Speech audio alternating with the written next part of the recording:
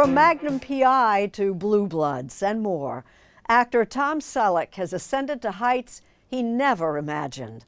Now he's taking in the view with our Tracy Smith. Watch your step. There's no handrail. It is a little steep. On the highest hill at Tom Selleck's California ranch, it's hard to beat the panorama. I tell you, for a guy who values his privacy, you couldn't pick a better spot than this. Thank you. At 79, you could say the actor is very familiar with the view from the top. Hey, come on. Don't overthink this, guys. You're as tough as they come.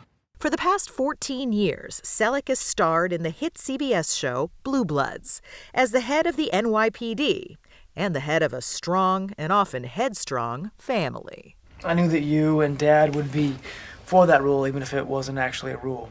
But the rule does make enormous sense. The show is set to end this year, but there's been some pushback on that, most notably from Selleck himself. Is Blue Bloods ending?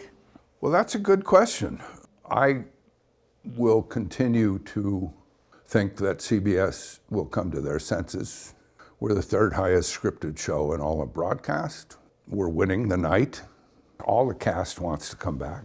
And I can tell you this, we aren't sliding off down a cliff. We're doing good shows and still holding our place. So I don't know. You tell me. It's not the first time Tom Selleck has been at odds with the powers that be in a career that's been long and legendary.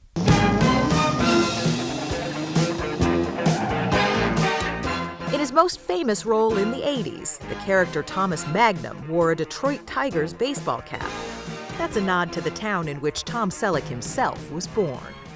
Long before Magnum and the mustache, he was an athlete at the University of Southern California. And after a less than stellar academic career, he found work in ads. People are switching to Band Basic. Selling products like Band Basic and bar soap. Safeguard doesn't need heavy perfume to mask odor. Good morning. Good morning. He smells just the way a man should smell. Clean. Yep, that's Terry Garr and Penny Marshall, back when they were all young and struggling. You told yourself early on going to auditions and interviews, you would literally say to yourself in the car, "You're good enough, Tom." I'd say you're enough, but thank you. Maybe that good would have helped, but I didn't think of that. But you're enough, Tom. You'd say that to yourself. I did. But little of what he did in his early career was ever enough. Not the soap opera gig. I could use a little transfusion. This for me? Or the 6 TV pilots he made. And then he was signed to do Magnum PI. And around the same time, Selleck was offered another role from Steven Spielberg. Steven said, here's the script, go read it, tell me if you like it, because we want you for Indiana Jones. So I got to about page 8 in Steven's office, and I just went, oh, this is really good. But in a story that's become legend, he was forced to turn down Raiders of the Lost Ark for Magnum. In a long-awaited memoir out this week, Selleck shares the details of what he calls the World Series of disappointments and how he quickly made peace with it. You can make yourself a victim or just smile and say, that's really ironic. And you chose to smile? I had a good job coming up, a job I would have dreamed of, Raiders or not. Magnum PI debuted in 1980 on CBS about a former Navy SEAL and Vietnam vet turned private investigator. The studio wanted to lose the Vietnam element.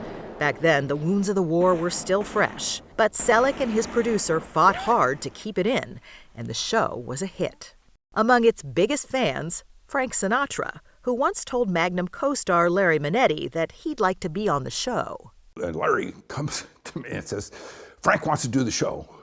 And he said, but he wants to be asked, so you have to call him.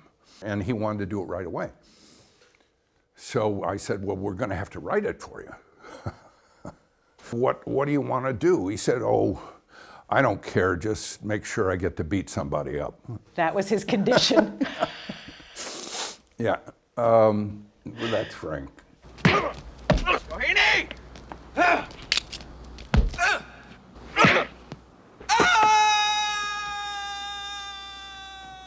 The Magnum PI guest shot was Sinatra's last acting job. Got him, honey. But it was only the beginning of Tom Selleck's reign as an 80s sex symbol.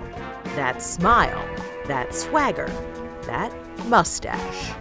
In private, however, Selleck was smitten by British actor Gilly Mack, whom he first spotted when she was in the London production of Cats. I got checked out by some of the cast, never Gilly. One of the cast members told her at halftime, he says, "You know who keeps staring at you? Tom Selleck." And I don't know how to clean this up. She just said, "Who the f*** is that?" She didn't know who I was from Adam, which to me was the greatest thing in the world. They married in secret in 1987, just before Magnum entered its final season. They've been together ever since. By that time, Selleck says he was burned out, but he knew he'd helped create something that was more than just a TV show.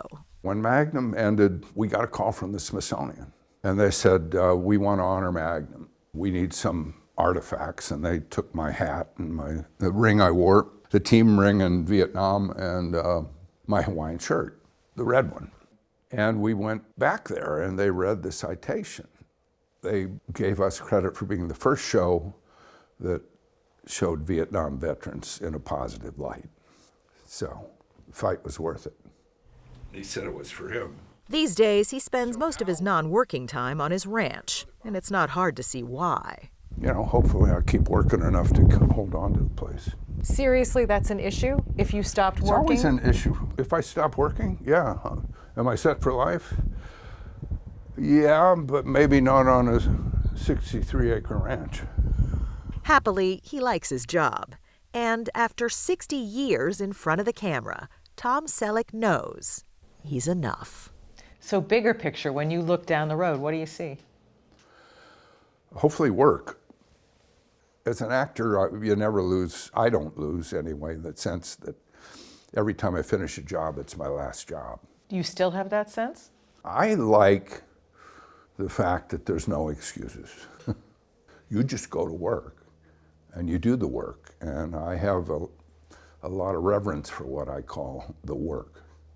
And I love it, and I'd like to keep doing it.